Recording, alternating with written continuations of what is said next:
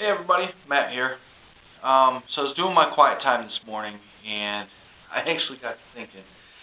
People go through to really great lengths in order to protect themselves, in order to preserve life. Think about it. You've got folks out there who do, they create fallout shelters, bomb shelters, whatever. They've got food out there and water for 6 months or more. I myself, I happened to, a couple of years ago, I went and purchased a firearm, got my concealed carry permit so that I could carry it with me in order to protect my family. Now, we do that for all sorts of reasons. Number one, I think, is because innate in us is a desire to preserve life. We don't want to die. We want to preserve life. So, with the way the world is going these days, just my wife and I, we made that decision that we were going to have firearms in our house, and so that's what we did. But there's something even more than just something more effective than what a firearm could do in order to preserve life. In fact, it has the power of life and death. So you guys are probably a little confused, probably wondering what I'm talking about. Well, first of all, let me tell you, my quiet time this morning was on Proverbs 13. Specifically, the verse that got me thinking is verse 2. And it says, 3, verse 3. He who guards his lips guards his life, but he who speaks rashly will come to ruin. So what does that mean?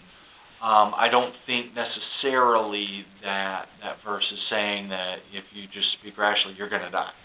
I think it's referring more to, if you speak rashly, then you're more likely to upset folks. You're more likely to get yourself into trouble than if you are conservative with your words. So that's what I think that verse in particular is meaning.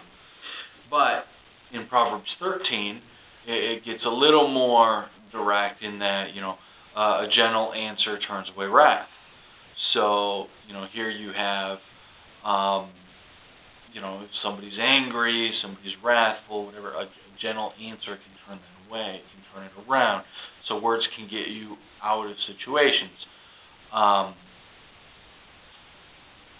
And, when it comes to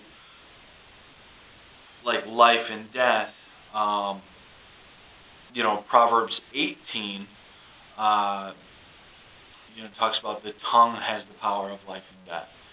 And I think what it's talking about is that you can speak words of life to somebody. You can speak in a way that will build somebody up.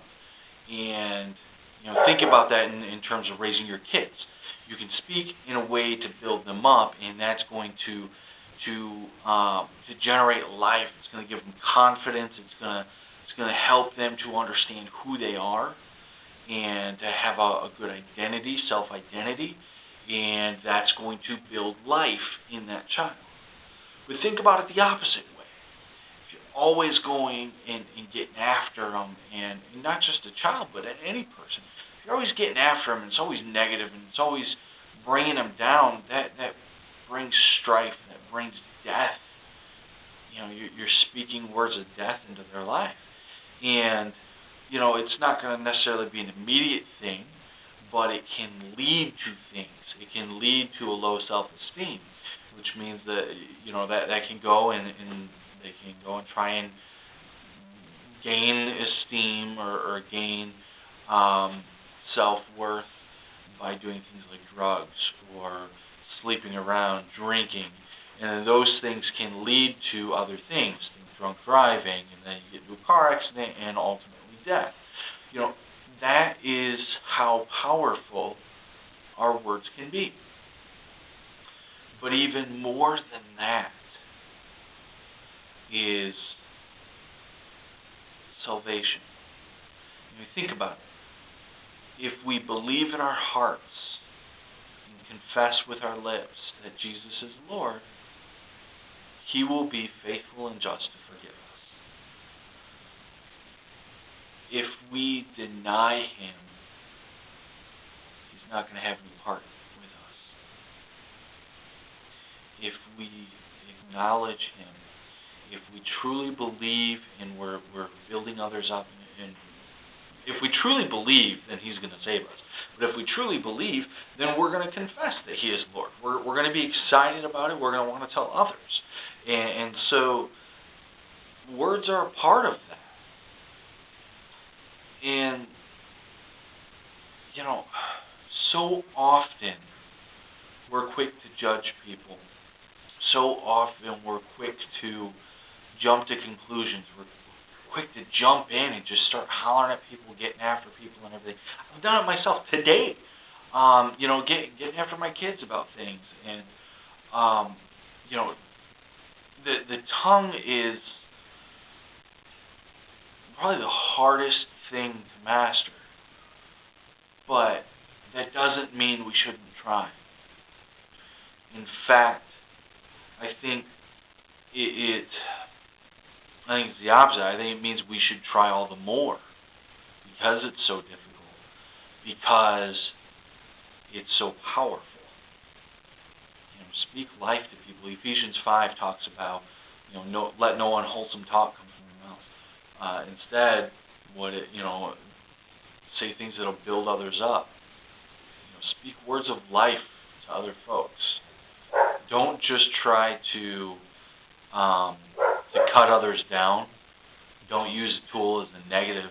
Use it as a positive to build others up, to help them understand their self-worth and their worth in God's eyes, because that's really what matters. And help them to understand God's love for them